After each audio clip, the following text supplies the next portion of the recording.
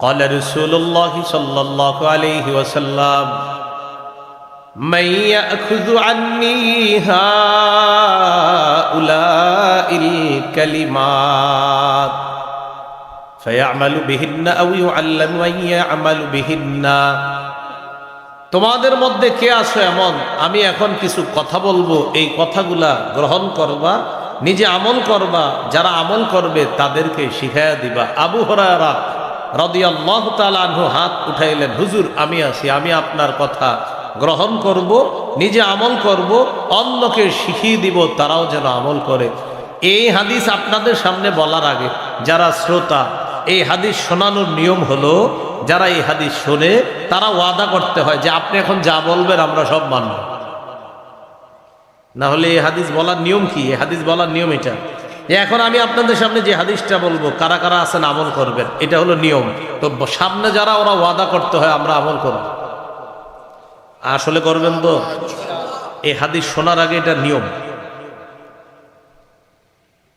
আবু হুরায়রা রাদিয়াল্লাহু তাআলা আনহুর হাত ধরলেন নবীজি, ধরে আদ্দা খামসা, গুনে গুনে 5টা জিনিস শিখিয়ে দিছে।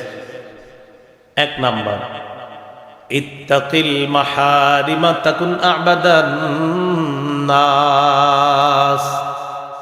আবু হুরায়রা তুমি হারাম থেকে বাঁচো, নিষিদ্ধ জিনিস থেকে বাঁচো, মানুষের মধ্যে তুমি আল্লাহর সবচাইতে শ্রেষ্ঠ আবেদ ইবাদত গুজার বান্দা হয়ে যাবে। কি থেকে বাঁচতে বলছে? হারাম। বলেন হারাম খাবো না, হারাম বলবো না, হারাম করব না। মুখ দিয়ে হারাম বলবো না মানে মিথ্যা বলবো না, মুখ দিয়ে হারাম খাদ্য খাবো না, আর হারাম কর্ম করব না। এই হলো হারাম থেকে বাঁচো, মানুষের মধ্যে তুমি আল্লাহর শ্রেষ্ঠ আবেদ হয়ে যাও। 2 নাম্বার, ওয়ারদা বিমা কাসামাল্লাহু লাকা তাকুন আগনান নাস। আবু হুরায়রা আল্লাহ তোমার জন্য যা বরাদ্দ রাখছেন এতে তুমি খুশি হয়ে যাও। আল্লাহ তোমার জন্য যা বরাদ্দ রাখছেন এতে তুমি খুশি হও। এখানে আপনারা যারা আছেন, কারো বেতন 20, কারো 15, কারো 25, কারো 50। যার 20 আছে আপনি 20 নিয়ে খুশি থাকেন, 50 হলারে নিয়ে আপনি টেনশন করেন না।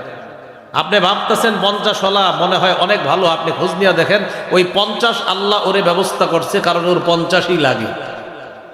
আর আপনার যে 20, আপনি নিজেরই টেনশন চিন্তা করে দেখেন আপনার 20-এ আল্লাহ আপনাকে যথেষ্ট ভালো রাখছে, শুধু শুধু আরেকজনের 50 নিয়ে আপনি টেনশনে আছেন, বরং এই টেনশনে আপনি নিজেরই শেষ করতেছেন।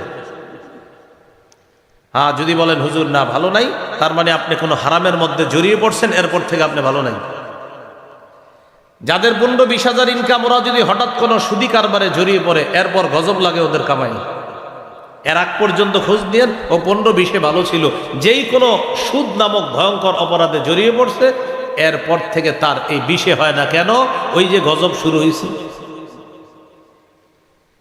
তো রাসূলুল্লাহ সাল্লাল্লাহু আলাইহি সাল্লাম বলেন, আল্লাহ তোমাকে যা দিয়েছেন এতে তুমি খুশি থাকো, তাকুন আগনান নাস।